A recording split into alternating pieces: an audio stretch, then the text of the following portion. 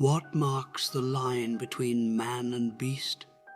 Is it the light of reason, the whisper of a soul, or merely the shape of the flesh that holds the wild at bay? In the night, where shadows lengthen and trees whisper, such questions hang in the air, as palpable as the mist and as elusive as the moon's own secrets. Is it a soul that stands sentinel at this boundary, or is it something far older, something more primal that stirs within the blood? In the shadowed corridors of history, where myth and reality entwine like the gnarled roots of an ancient forest, our last encounter left us peering into the abyss of mankind's primal fears. We traversed tales where men donned the pelt of the wolf beneath the silver eye of the moon, where gods cursed the impious to roam the wilds in furred form. But our journey was only at its twilight. The night, as they say, is still young. Good evening, and welcome to another captivating episode of SkaryTales, where myths and legends come alive under the moonlit sky.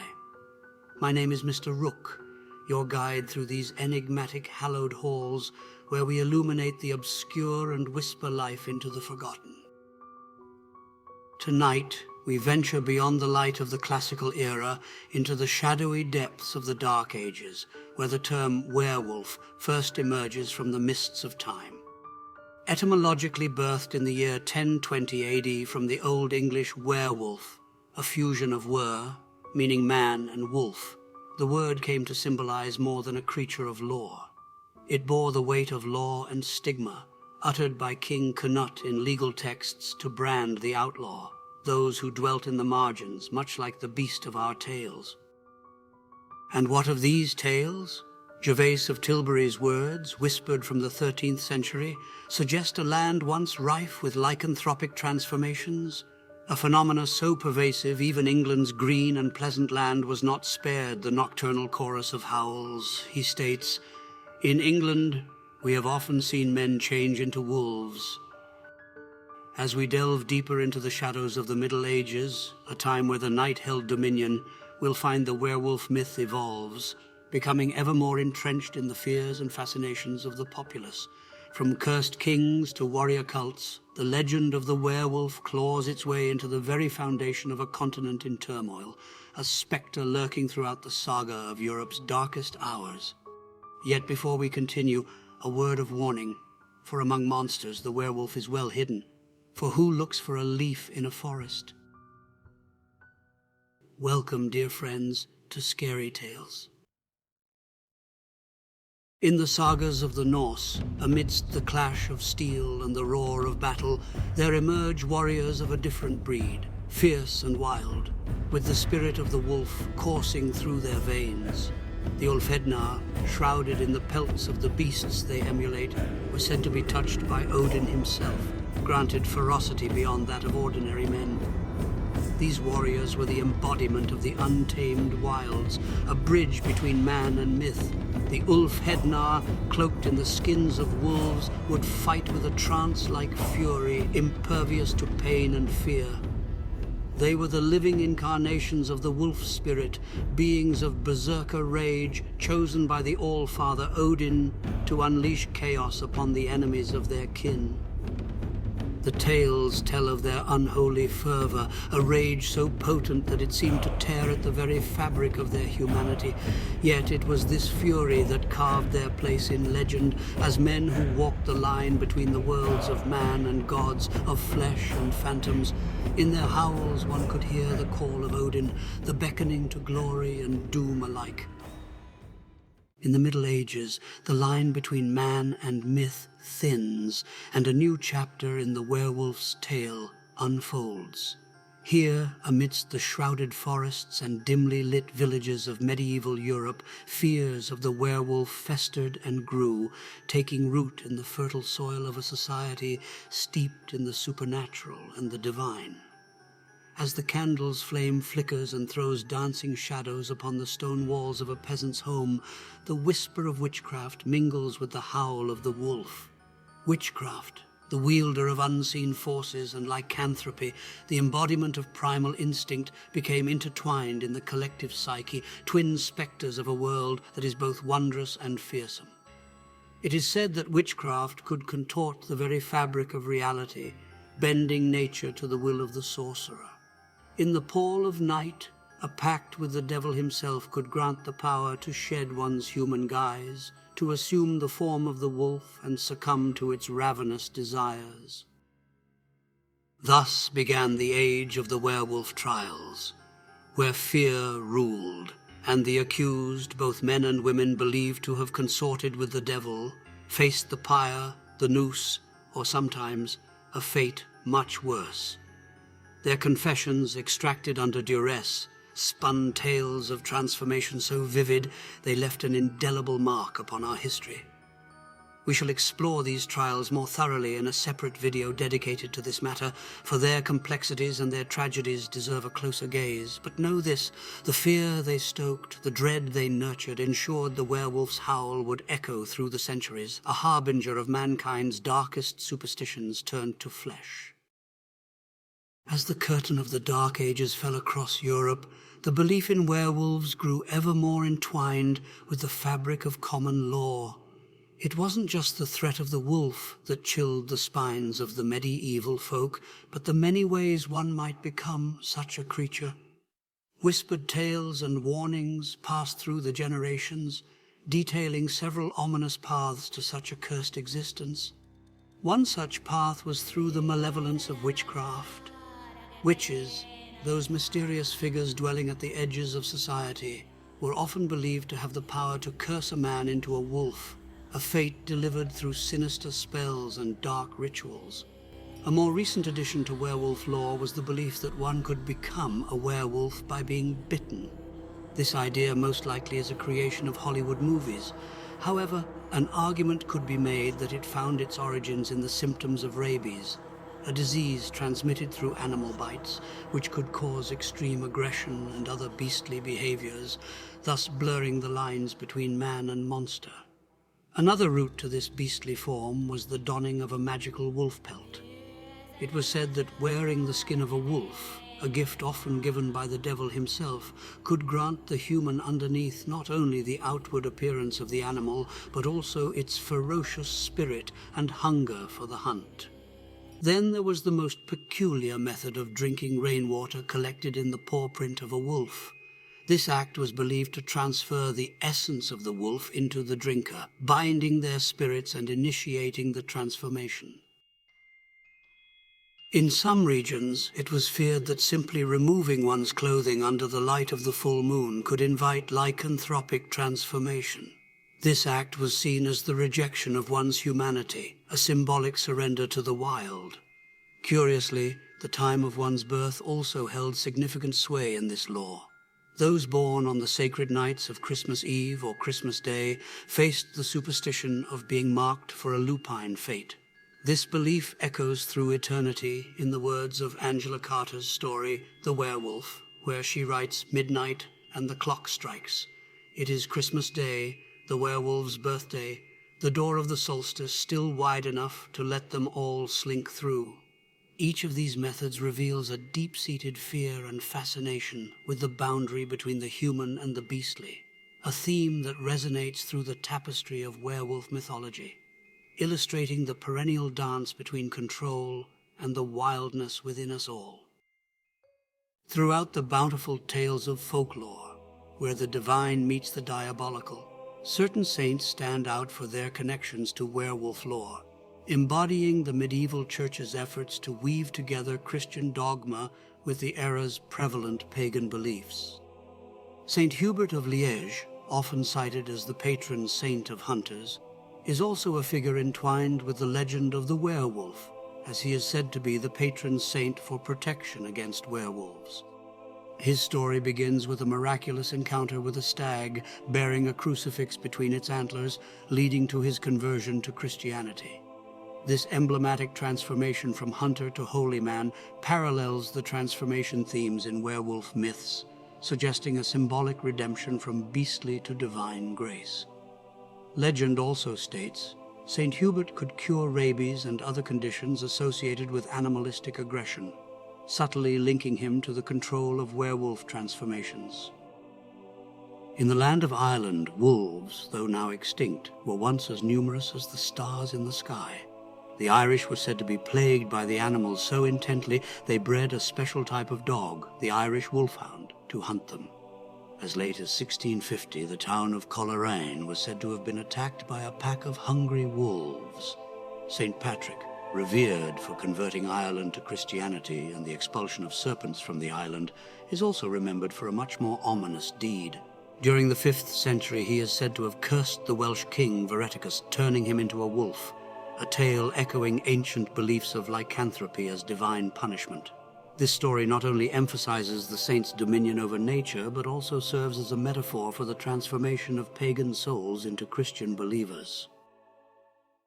Next, there is the legend of Saint Natalis the Abbot, a lesser-known figure who presided over a community where, according to lore, he cursed an entire village, dooming them to transform into wolves every 7 years. This legend blends the themes of transformation with the concept of divine justice, illustrating how saints could wield their holy influence through both benevolent guidance and punitive transformations. In the shadows of medieval Ireland, a tale as peculiar as it is profound takes form. This narrative, ensconced in the annals of Giraud de Barry's Topographia Hibernica, recounts a chilling encounter in the darkened woods of Ireland between a priest, his young companion, and an articulate wolf under the moonlit sky. The wolf, with the speech of a man and the form of a beast, beseeches the priest for a divine favor, not for himself, but for his ailing wife, also cursed to wear the wolf's hide, who now lingered at death's door. This curse, cast by Saint Natalis, was the plight of the Ossory people, who were transformed into wolves every 7 years as punishment for an ancient transgression. Doubt and fear wrestled within the priest as the wolf led him to his companion, her form wavering between human frailty and beastly guise. In a gesture that crossed the lines between man and myth, the wolf peeled back the fur to reveal the feeble woman beneath. Compelled by compassion and confronted with their humanity, the priest administered the last rites, affirming that even in the guise of monsters, the souls of the damned can still seek redemption. What remains most peculiar is that this encounter was recorded not as fable, but as a witnessed event, challenging our understanding of the boundary between the human and the divine, the natural and the supernatural. It serves as a testament to the medieval mind's attempt to reconcile Christian doctrine with the remnants of pagan belief, a narrative thread that weaves through werewolf lore across the ages. Within the dense, whispering forests of Norway, where shadows cling to the ancient soil and myths breathe through the pine-scented air, there lurks a tale of metamorphosis and tragedy. It is said that in these woods, the boundary between man and beast thins under the malevolent gaze of the troll men, those ancient beings known for their sinister sorcery and shape-shifting curses. Our story begins in a secluded hamlet shrouded by the endless embrace of a vast forest, where lived a humble cottager named Lassa and his devoted wife. One fateful morning, Lassa ventured into the woods to fell a tree, regretfully neglecting his prayers that morning, that sacred armor meant to shield one from the dark enchantments of the forest. Deep within the misty forest, unseen by human eyes, a wicked troll, a master of curses and an agent of chaos, watched Lassa with a gaze as cold as the north winds. With a flick of its gnarled finger, the troll cast a spell, and poor Lassa, caught in the snare of forgotten prayers, was transformed into a wolf, his human cries silenced by the howl of his new form. Years passed, and Lassa's wife, her heart heavy with loss, never ceased to mourn the husband she believed dead. Yet on one Christmas Eve, as fate would have it, a beggar woman, ragged and worn by the trials of the road, came knocking. Moved by compassion, Lassa's wife welcomed her into their home, offering warmth and sustenance. As the beggar prepared to leave, touched by the kindness shown her, she whispered a prophecy that Lassa was alive, not dead as thought, but roaming the very woods that had once been his home, ensnared in the guise of a wolf. As twilight deepened into the dark veil of night, Lassa's wife, stirred by hope and old tales, ventured to her pantry. There, bathed in the soft glow of the hearth, stood a wolf, its eyes alight with a human's sorrow and hunger. Overcome by a feeling deep and instinctual, she spoke. "If I were sure that thou wert my own Lassa, I would give thee a bit of meat." No sooner had the words left her lips than the cruel enchantment broke, the wolfskin shedding like autumn leaves, revealing her husband, Lassa, standing before her, clad in the very garments of that ill-fated morning. And so, in the end, it was love that, kindled by compassion and a faithful heart, undid the curse of a troll, reuniting what was torn asunder by the dark whims of fate. In the chilling annals of werewolf lore, few tales are as blood-curdling as that of the werewolf of Nefer. It was during the brooding 16th century in an Austrian village named Nefer, where shadows of a monstrous creature loomed. A werewolf of such immense stature that it towered above the forest canopy, a dark sentinel awaiting its prey. The village, nestled beside a foreboding forest, lived in unwitting tranquility until the day terror walked on two legs. It was an ordinary day for a woodcutter, lost in the rhythm of his axe against wood, when a thunderous crash shattered the silence. Turning, he saw nothing but the encroaching darkness of the forest. Yet, as he cast his gaze upward, dread gripped his heart. There, looming grotesquely above, was a werewolf, vast, ghastly, with hands reaching and a grin that spoke of unspeakable malice. Panic seized him, and he fled with a desperation born of primal fear. For hours he ran, the sounds of destruction, trees splintering, earth shaking, chasing him through the shadows. When he finally staggered out of the forest's embrace, he was leagues away from where he had begun, his village a distant memory. Catching his breath under the cold gaze of the moon, the woodcutter's relief was cut short by distant, horrifying screams. Heart-sinking, he knew the beast's rampage was not yet over. Circumventing the dark woods, he took a long, weary path back to Nefer. What met his eyes upon his return was a scene of utter ruination. The village he had once known was no more, reduced to ruins and silence. The ground was painted with the blood of those he had loved, left as grim tokens of the werewolf's ferocious passage. Thus stands the tale of the Nefer werewolf, a grim reminder of the darkness that walks among us, in the guise of myth, waiting for the moment to reveal its true nature. Within the obscured pages of the Brothers Grimm fairy tales, where the line between human folly and supernatural horror is often blurred, lies a tale not widely told, yet chilling in its implications. This is not the story of Little Red Riding Hood, as one might expect, but a lesser-known, darker narrative woven with the threads of lycanthropy. The tale begins with a soldier recounting a haunting experience that befell his grandfather many years before. The grandfather, accompanied by a friend and a third enigmatic man, ventured into the dense forest to gather wood. There existed an unsettling air around the stranger, the grandfather recalled, yet he could not discern its cause. As fatigue from their labor set in, the stranger suggested they rest. The three of them lay down, but the grandfather, suspicious and alert, feigned sleep, his eyes barely ajar. As silence enveloped the woods, the mysterious companion cautiously surveyed his surroundings. Assured of the other's slumber, he donned a curious belt, transforming not into an ordinary wolf, but a creature peculiar in form and presence. Swiftly, he vanished into the brush, as the grandfather followed silently behind. As fate would have it, the werewolf soon came across a pregnant mare. With brutal efficiency, he seized and devoured the unfortunate animal. Resuming his human guise, the man returned to his companions before they started the return trip home. Upon entering the town gate, the stranger complained of a stomach ache as they neared the village. The grandfather leaned close and whispered with grim knowing, "When one devours a whole horse," but he was swiftly cut off by the stranger, who hissed, "Had you spoken thus in the forest, you would not live to tell it here." Published in the 19th century, this tale stands as one of the most unsettling accounts of werewolf lore in Germanic folklore, reminding us of the thin veneer that separates man from monster and the shadows that dance just beyond the light of our fires.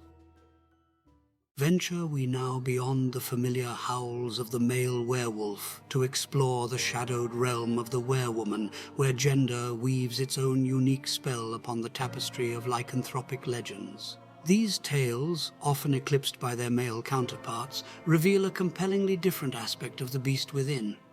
In the frost-bitten lands of Fennoscandia, werewomen were not mere myths, but feared entities. They were often said to be old women, endowed with poison-coated claws, possessing a malevolent gaze so potent it could paralyze cattle and chill the hearts of children. These creatures were believed to embody the very essence of the wild, untamed by the norms of human femininity. Farther south, in the sun-scorched landscapes of 6th century Lebanon, villages ravaged by werewomen sought salvation through the advice of a local holy man. He counseled baptism and collective ritualistic measures to shield themselves from the nocturnal marauders, illustrating the intersection of ancient fears and spiritual protection. The terror was not confined to legend alone. In 1591, the broadside Werewolves of Jülich, published by Georg Kress, narrated the harrowing episodes of a town besieged by a pack of some 300 female werewolves who terrorized the Duchy of Jülich after making a pact with the devil. This account was chillingly unique for its depiction of werewomen, as some were said to have been clad in nuns' veils, suggesting a sinister blend of the sacred and the profane. The broadside also depicted the grim fate that awaited these creatures: execution, a grim reminder of the mortal fear that werewolves, irrespective of gender, instilled in the hearts of Europeans. The blend of lycanthropy and witchcraft reached its fever pitch in the accounts of Jean de Ninol, a French physician, who in 1615 chronicled a woodsman's encounter with a wolf in De la lycanthropie, Transformation et extase des sorciers. The woodsman, in a desperate struggle, managed to sever the limb of his lupine assailant, only for the beast to transform into a woman. This woman, revealed as the monstrous wolf, met a fiery end, burned alive for her transgressions against nature and society. Lastly, the peculiar case noted by Lewis Spence in his 1920 An Encyclopedia of Occultism points to even darker depths. In Armenia, it was believed that a demon would often entice a sinful woman to don a wolf's skin. By night she transformed, preying upon her own children first, then onto others, perverting her own maternal instincts into something truly vile and sinister until dawn returned her to her human form. These narratives, rich with the interplay of gender, power, and transformation, challenge us to reconsider the werewolf mythos. Far from mere footnotes in folklore, werewomen stand as a formidable testament to the pervasive reach and enduring terror of the lycanthrope legend. Join us now as we venture into the shadowed realms of Eastern Europe, where myth and reality weave together beneath the moon's watchful eye. Here the werewolf legends are not merely tales whispered in the night, but are integral threads woven through the fabric of folklore and belief.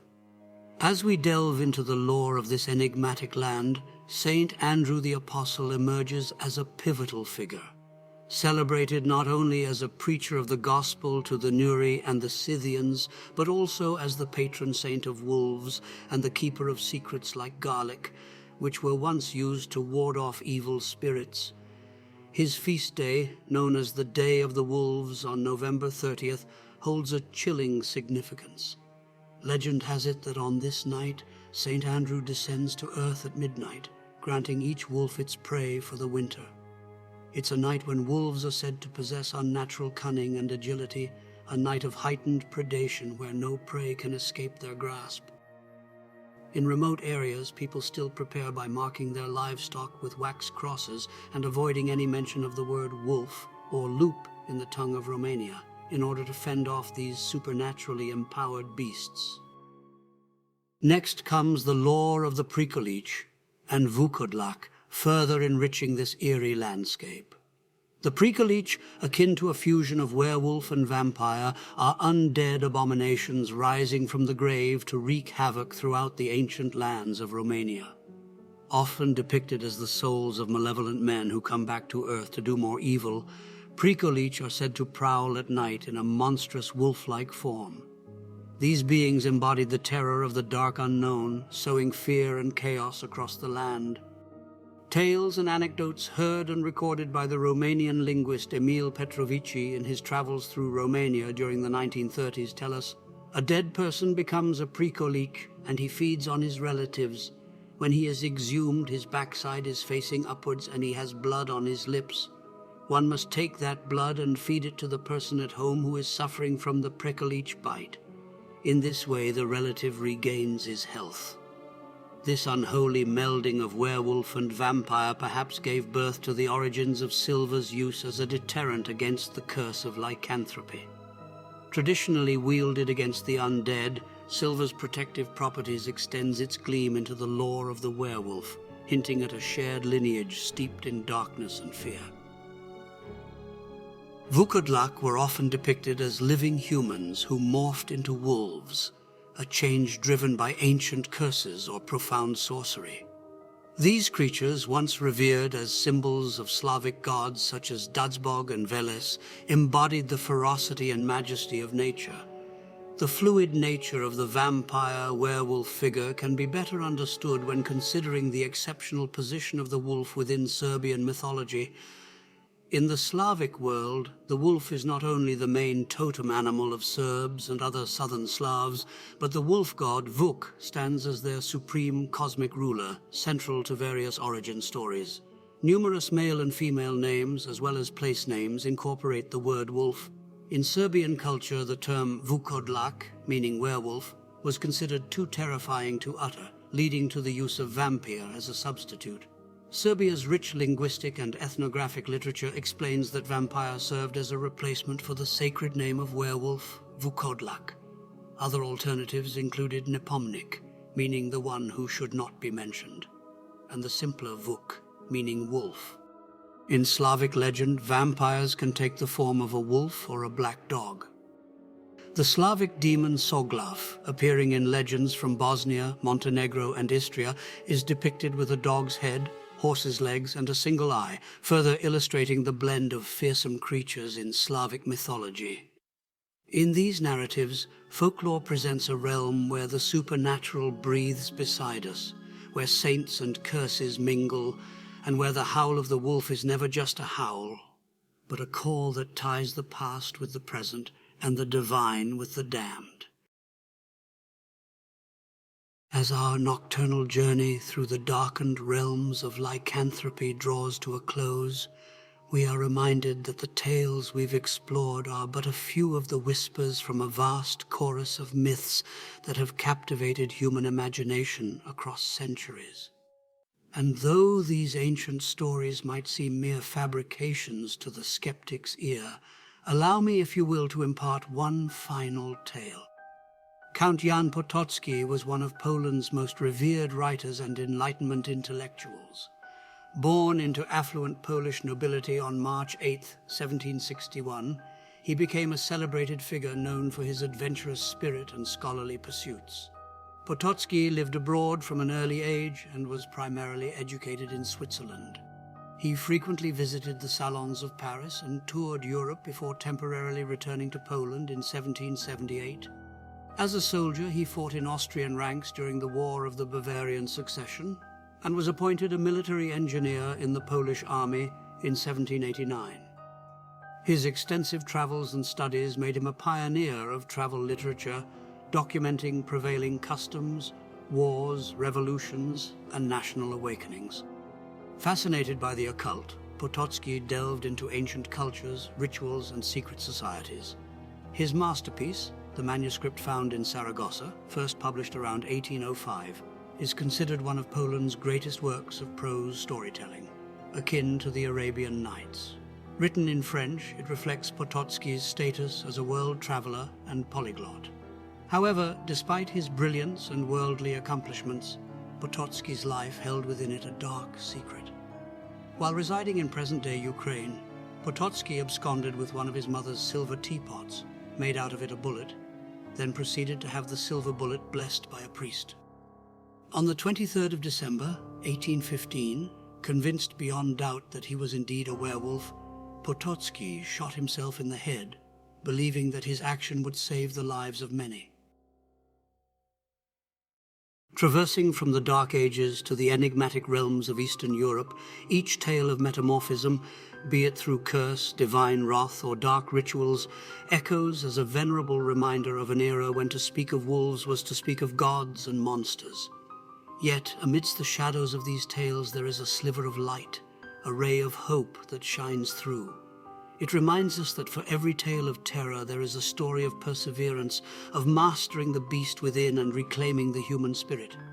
As we reflect on the stories of those who faced their fears, who fought their curses with courage and faith, we find a powerful message of resilience and redemption. And so, as the moon wanes and the night recedes, let us carry not just the chill of these ancient tales, but the reassurance that even in the darkest of times, there is always a path back to the light. My dear friends, our tale for this evening has concluded, but our journey does not end here. Visit us again soon. Here in our little corner of the ether, we shall unravel another tale. A story imbued with fear, superstition, and perhaps the occasional sprinkle of fairy dust. We hope you enjoyed tonight's story. Join us again as we delve into the pages of history, folklore, and some things that make us wonder, and perhaps others that make us shudder. Don't forget to leave a like, share, and subscribe to SkaryTales. We're a small channel, but with your help, we'll continue to grow. Together, we'll explore the shadows and the light of the world's most enchanting and terrifying tales. Until next time, remember that every tale hides a truth, and every truth hides a tale. Sleep well, and good night.